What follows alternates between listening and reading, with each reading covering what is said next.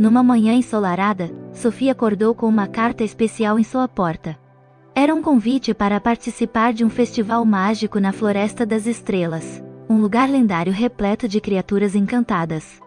Empolgada com a oportunidade de descobrir novas maravilhas, Sofia chamou seus amigos animais e partiu em direção à floresta.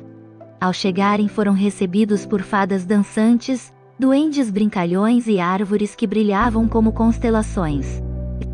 O festival celebrava a conexão entre o mundo mágico e o humano, e Sofia logo se viu envolvida em uma série de desafios e jogos divertidos.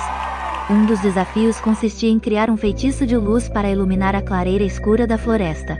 Com a ajuda de sua amiga coruja e do unicórnio alado, Sofia criou um espetáculo de luzes que encantou a todos.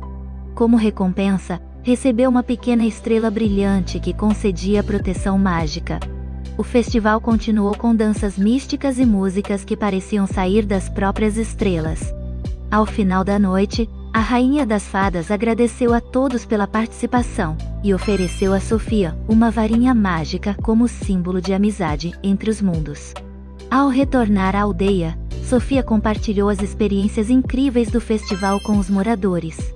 A pequena aldeia encantada agora estava ainda mais conectada ao mundo mágico, e todos se sentiam abençoados pela magia que Sofia trouxera consigo. E assim, Sofia e seus amigos animais continuaram a explorar os limites entre a realidade e a magia, espalhando alegria e encanto por onde passavam. E a Floresta das Estrelas, graças à amizade de Sofia, tornou-se um lugar especial, lembrado por seus festivais mágicos e pela luz que irradiava por toda parte.